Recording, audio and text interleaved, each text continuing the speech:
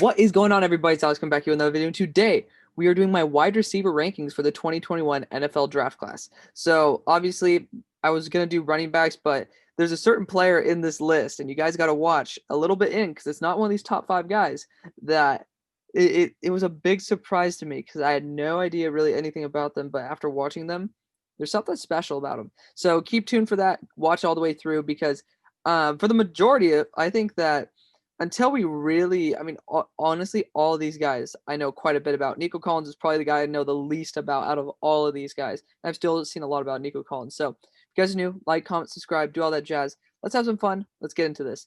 Number one, and by a good margin, number one, we have Jamar Chase.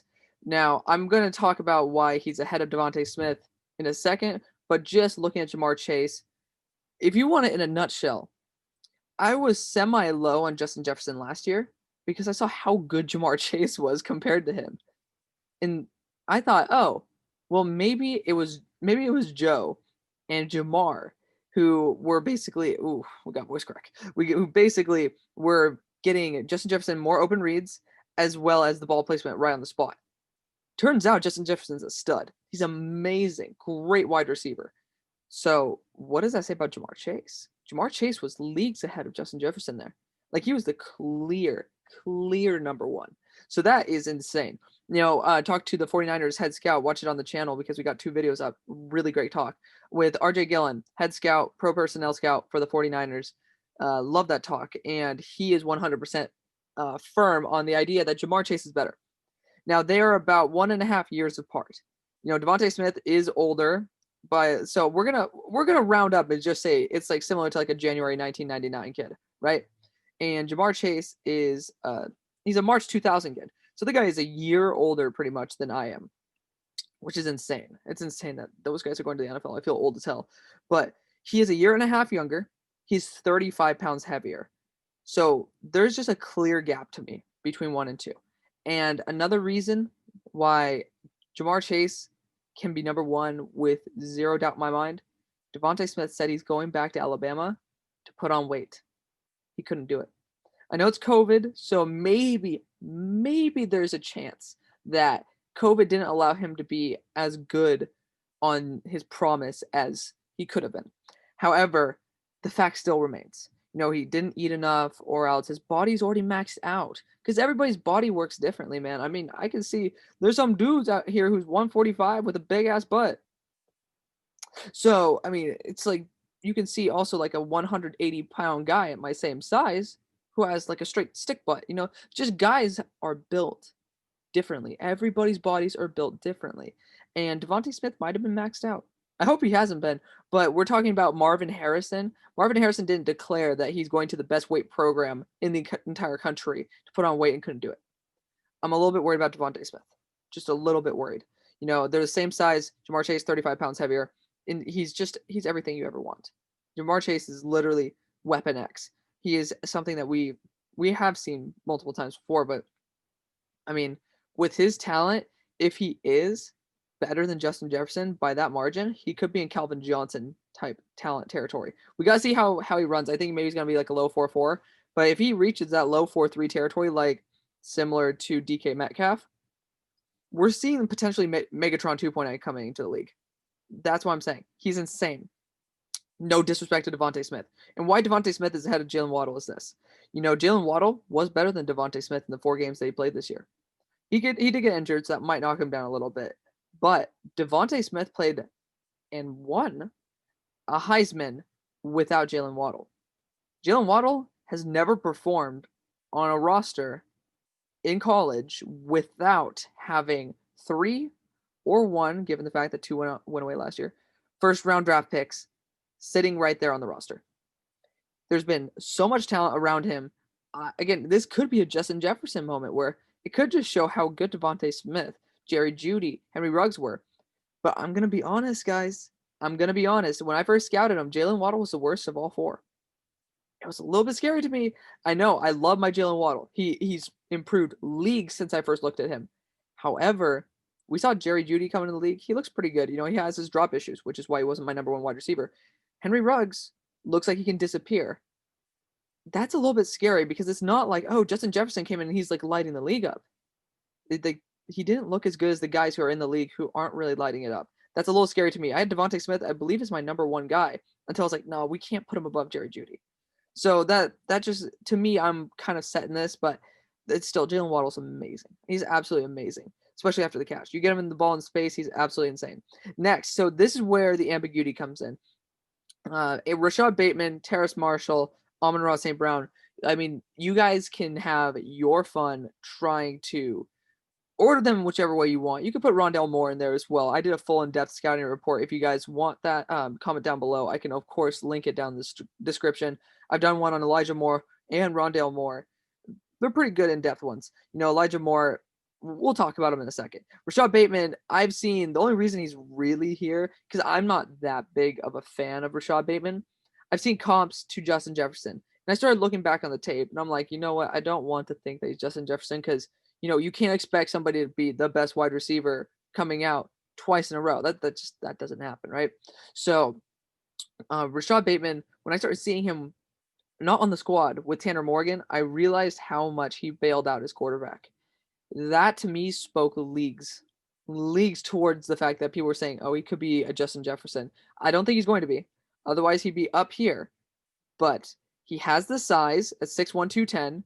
He is young enough. He's almost Jamar Chase age, and he's shown amazing flashes. He has a really good route tree. Maybe not the best athlete, but he has footwork technician skills. He's really good on his routes, and man, his hands are incredible. You know, he's a really talented guy.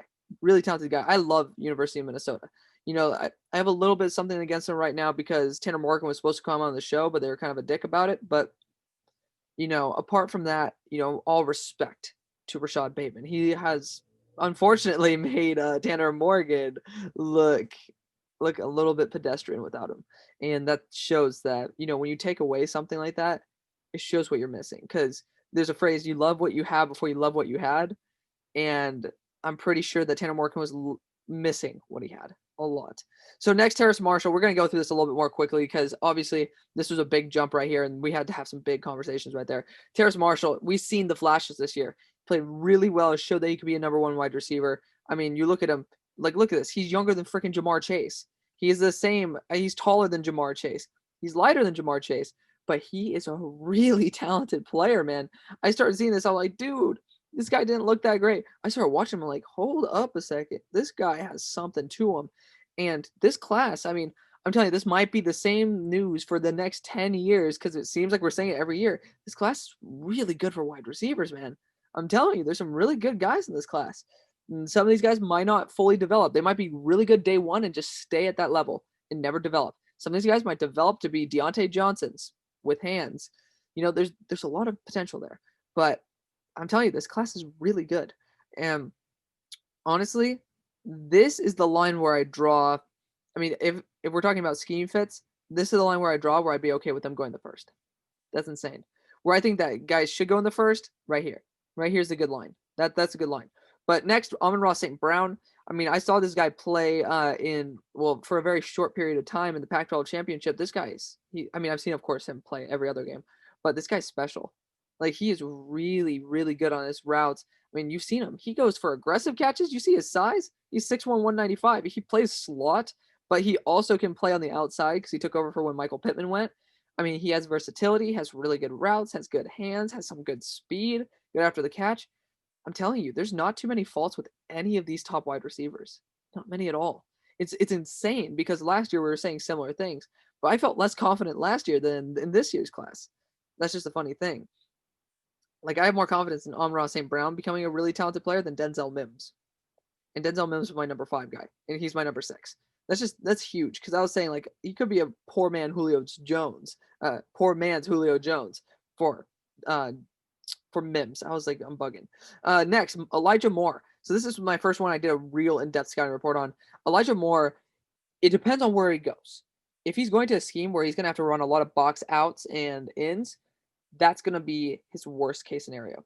I've seen him. He's not very good at, like, very sharp direction changes. But I'm telling you, you get him on slants. You get him on any other route, this guy is insane. You get the ball in his hands, I saw this play. I believe it was against Alabama. I'm not sure. It was every game he's played. Obviously, Vanderbilt, we're not going to talk about that because, I mean, you should be tearing out Vanderbilt. He's just a special player.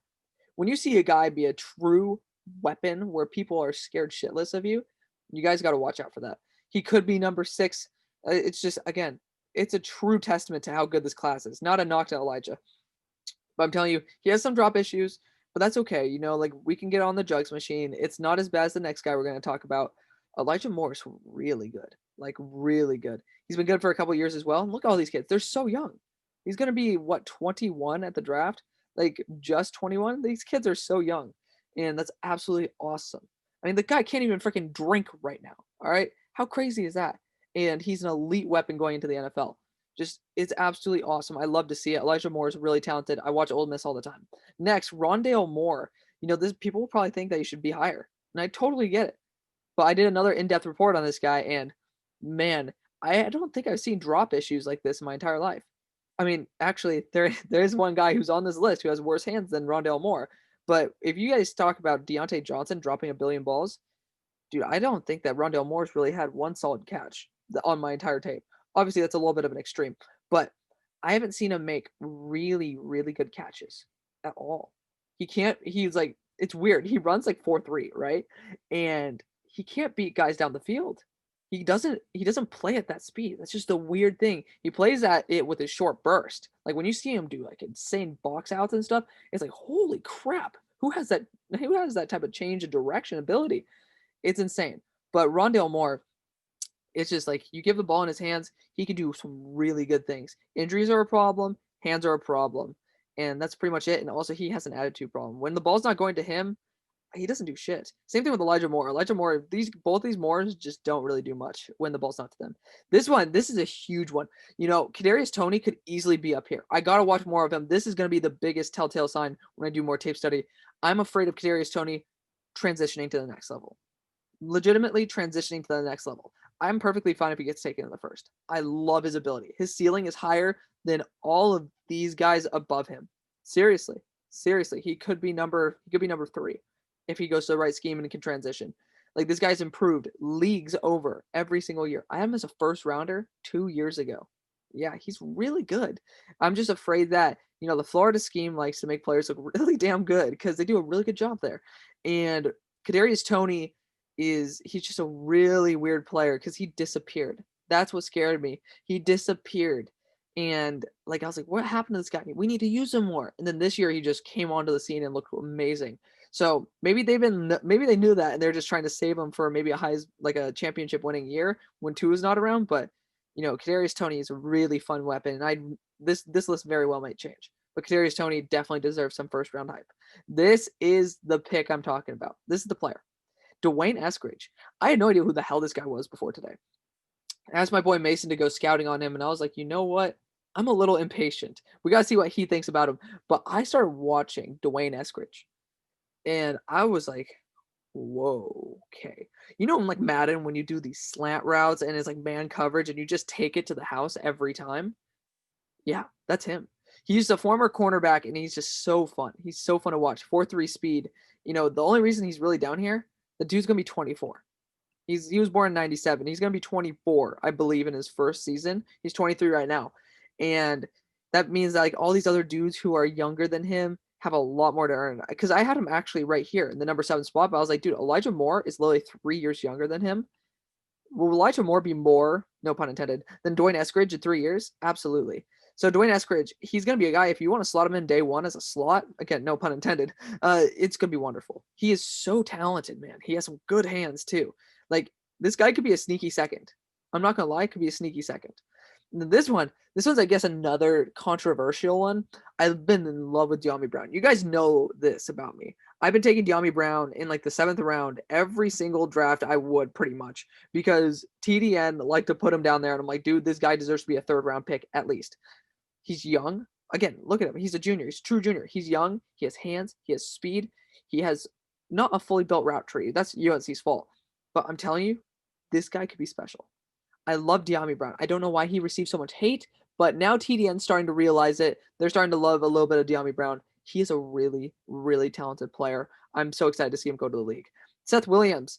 I mean, he's a really good player. Really good player. He's aggressive, he's big, he's powerful. Like 6'2", 224, man. I mean, that's pretty much AJ Brown size. He's a really, really good player. And again, a testament to how good this class is. Because honestly, I'm very happy with any of these guys in the second round. I'm gonna be honest. Yeah, that's pretty crazy, right? If it's the right scheme, I'm perfectly fine with any of these guys. Seth Williams is just a really good guy. He has good hands. Just doesn't really separate that well, except for when he uses his strength, which might cause some OPIs. That's all I'm a little bit worried about. Tylan Wallace. I mean, I've been really high on that Tylan Wallace train. I must admit, though, Oklahoma State, after seeing my Steelers take James Washington, who was better than Tylan when he played, obviously Tylan Wallace is a time to improve.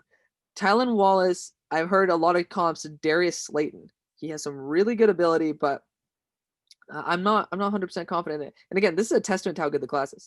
I can also give him the ability to be taken in the second and be perfectly happy with it. He's really good, like really good deep threat. And we haven't seen too much of him over the middle because that's Oklahoma State's offense. All out routes and down the field, right? We just want to make sure that the defenders can't pick us off in the middle of the field.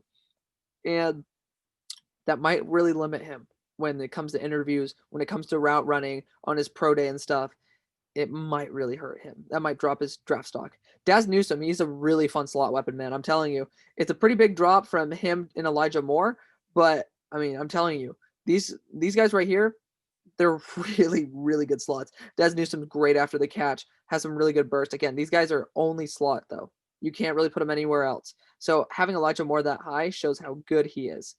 Daz Newsome's really talented guy, has been totally rammed in like the wrong places by TDN and a lot of people by putting him really low.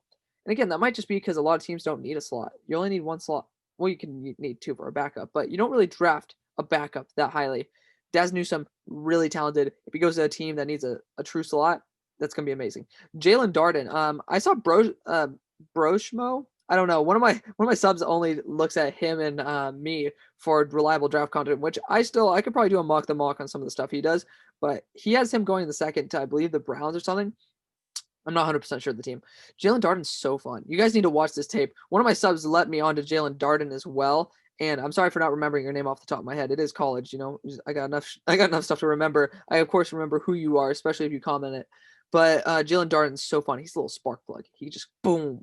You see him go, and it's like, whoa, that is some special burst right there. I love Jalen Darden. Has some really good routes as well. He's a little bit older though. Nico Collins. We're gonna go a little bit quicker now. Just a really big body, 6'4", and he has some good speed to him, some really good hands. I'm telling you right now, he's a very talented player. It's somebody who you can develop, and man, he could be a true number one weapon. It's really weird how good this class is. Say Surratt, this is a big drop off right here. Big drop off. Say Surratt is not very athletic, but he's aggressive. I'm excited to see him. I believe he's playing the Senior Bowl. I'm excited to see him play. He is a bit older as well, though, but he is a very mean, very aggressive wide receiver. We got to watch how his route running is and stuff. I'm excited to see it. Shi Smith, aggressive. He's energetic. He's mean. He can make contested catches. Really good player.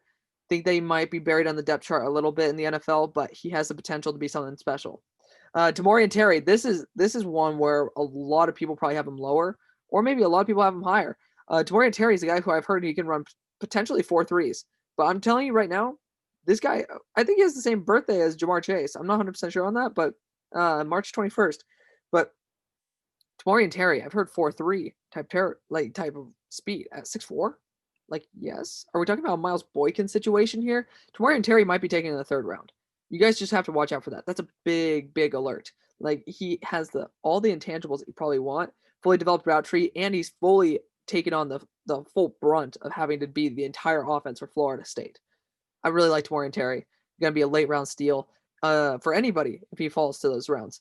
Anthony Schwartz, he's just going to be a true gadget weapon. I think that he's pretty much a shittier version with probably a little bit better hands than a Rondale Moore. Just somebody, if you get the ball in his hands, it's a little bit scary. I think Anthony Schwartz could be very similar to McCole Hardman. If you put him in the right system, I think he could probably put some guys on skates. So just watch out for that. DaxMelt. So this is a guy who he's a bit older. That's why. He's actually a true junior. Pause. Okay. I guess I clicked on the wrong guy. I did click on the wrong guy in one of these videos. DaxMelt is somebody who I have to watch a lot more of him, but he makes some big plays. I need to see obviously more than just him getting contested catches, or else he can be just be N'Keal Harry 2.0, which N'Keal Harry was obviously more talented than DaxMelt. DaxMelt has been really, really good on being a good contested catcher. That's something that's very special in the league. He just needs to make sure to get separation, and I got to see what those routes are all about. And again, that's what the whole entire draft series is all about. We got to see what these guys develop into, and we got to watch them a little bit more and then get a little bit more of a taste for who these guys are, because the draft community doesn't know that much about any of these guys. We watched the games. That's pretty much it. Amari Rodgers, I mean, he's just a standard slot. Had an ACL tear, came back from it. Gonna be just somebody if you want some extra depth in case somebody gets injured. Gonna be pretty solid. 2-2. Another guy did a full in-depth report on.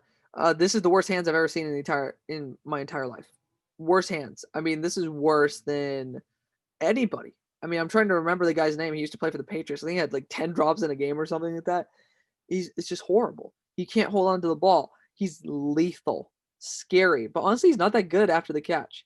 It's really interesting. I don't know what it is about Tutu. He's an interesting weapon, and I think in the right scheme, he can be really good. I think he's going to fall really far. I don't know. I just have a bad feeling about Tutu, and I used to be a huge fan of Tutu. So next, Jonathan Adams, just big drop problem. That's it. Jonathan Adams is really talented. I had a third-round grade on him when I first saw him. I was like, that guy seems like a third.